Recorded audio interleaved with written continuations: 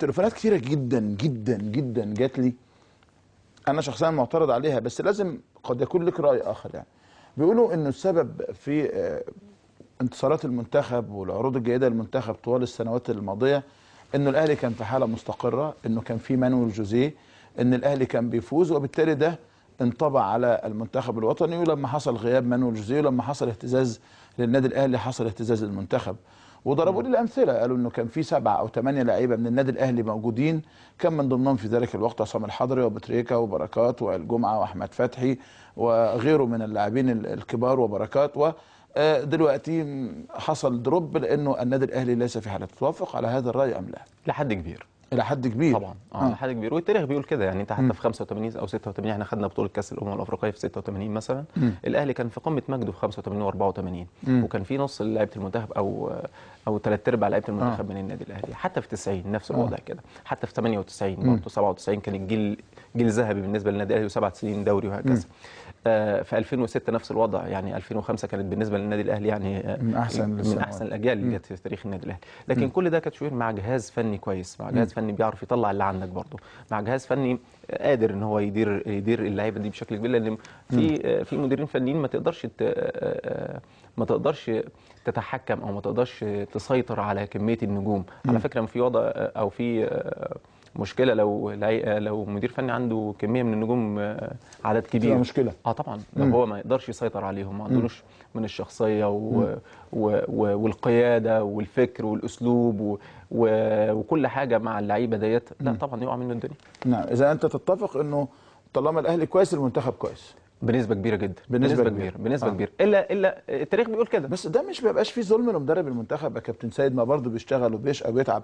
انا كنت مع مايكل سميث سنه 86، وكنت مع الكابتن الجوهري سنه 90، وكنت عن كثب كنت معلق في 98، وكنت في اتحاد الكوره 2006 2008. وبشعر ان المدربين سواء كان مايكل سميث او محمود الجوهري او حسن شحاته برضه بيبذلوا جهد خرافي يا كابتن سيد. لا انا معاك، وانا قلت في الكلام يا كابتن شويه حضرتك بس تتذكر بعد شويه قلت مع جهاز فني.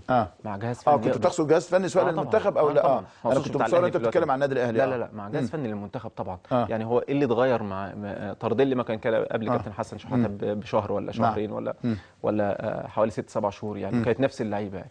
لكن جاء واحد تاني بفكر تاني باسلوب تاني، قدر يطلع من اللعيبه كل حاجه عندهم يعني. اسالك عن بعض الاسئله اللي في اذهان عشاق وجماهير النادي الاهلي مثلا، ونبدا مثلا بملف ايمن حفني، لانه انا عندي خبر بيقولوا ان انتوا رسميا بداتوا في التفاوض مع المقاصه اللي ضم ايمن حفني، رغم الكلام الكتير اللي بيتقال ان المقاصه طالبين فلوس كتير. هل تم بحث الموضوع ده النهارده؟ هل النادي الاهلي بدا يخاطب مصر المقاصه رسميا لضم ايمن حفني لصفوفه؟ طيب خلينا نقول بس ان يعني في ناس خاصه انه من الفيوم بلدياتك يعني. في ناس ده حاجه، الناس بيقولوا ان سيد عبد الحفيظ عشان من الفيوم فالقصه هتمشي. لا دي حاجه تشرفني. في ناس بس يعني لعيبه الكوره كابتن شوبير او لعيبه الانديه دلوقتي ما بقتش سر. يعني لو سالت واحد في الشارع المصري او الشارع العادي مين احسن لعيبه في الدوري هيقول لك 1 2 3 4 5 6. تمام. مين احسن لعيبه في الدوري المصري؟ انت قول لي طالما مش سر يعني. مين اللي عاجبك يعني؟ لا في كميه لحد دلوقتي ظهر. خلي بالك من سؤالي كويس. طيب فاحنا لما نيجي نتكلم برضه ما قلتليش مين اللي عاجبك، ما تهربش من السؤال. مين اللي عاجبك يعني؟ لا ناس كتير عاجبك ايمن حفني، واضح انه عاجبك ايمن حفني. لا مش بشكل كويس بس الاستمراريه مطلوبه. تمام. عاجبك مين تاني في الدوري المصري؟ لا في مجموعه من اللعيبه كويس. في مجموعه كويس. طيب تمام ماشي. ننط السؤال ده ماشي. فحته ان انا اللي بدات وانا اللي خدت بالي منه وانا اللي كنت مركز عليه وانا اللي كلمته، ده مصر كلها حتى على في قطاع الناشئين بتكلم اللعيبه كلها كده. تمام. فاللعيبه كلها دلوقتي بقتش حاجه عكس الاول، مع كتر ما شاء الله الفضائيات وكتر البرامج الرياضيه وكتر الصحافه. جميل. بقت اللعيبه محصوره معروفه مين كويس ومين وحش. هم 3 4 لاعبين بيبقوا بس في ناس بتهدى على الدنيا شويه وتتابع بشكل كويس. زي ما قلت لحضرتك الاستمراريه وفي الوات الصحيح اللي يناسب النادي بتاعك ويناسب النادي بتاعهم. ما انا ما شتتش الولد يعني. الولد النهارده مثلا في مصر المقاصه في سموحه مع احترامي الكامل لكل الانديه ديت يعني، لكن مطلوب ان هو يبقى كويس. الولد ده مطلوب ان هو يقدم مع النادي بتاعه صاحب الفضل عليه. طب هيأدي ازاي بشكل مشتت؟ الاهلي هيكلمه والزمالك هيكلمه والاسماعيلي هيكلمه وده بيكلمه في ارقام وده بيكلمه في ارقام. لا انت بتهدى شويه عشان برضه مصلحتك انت كنادي يعني. تتابع اي لعيب في مصر المقاصه، في سموحه، في وادي دجله، في المقاولين، في اي مكان يعني تتابعه بشكل كويس وفي التوقيت الصح تتكلم مع اداره النادي بتاعك. اللي عندي ان انتوا رسميا لا خالص. خالص بس تحت المنظر. اكيد لعيب كويس.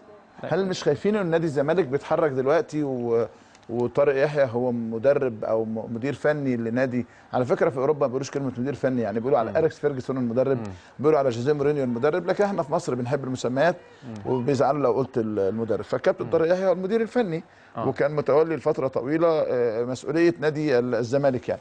هل مش خايفين تتاخروا شويه يكون نادي الزمالك خلص اللعيب وضمه الى صفوفه؟ زي ما قلت لحضرتك احنا بنختار الوقت الصح، الوقت اللي يناسب كمان النادي بتاعه، يناسب النادي بتاعه اللي هو مصر المقاصه او اي حاجه. انا ما بقولش كده ان احنا بنفوض بس بتعرفوا توصلوا رسائل اكيد. لا مش كده وبس، وده مش عيب، دي شطاره. احنا اتكلمنا في الاول على سياسه النادي الاهلي، سياسه النادي الاهلي مش اداريا الاول، فنيا الاول. كويس. يعني انت لازم تجيب كابتن حسام البدري ولازم تجيب الجهاز الفني للدرجه الاولى عندنا في ايه اللعيبه اللي انت محتاجها. ممكن يكون راي كابتن حسام البدري او راي الجهاز الفني مخالف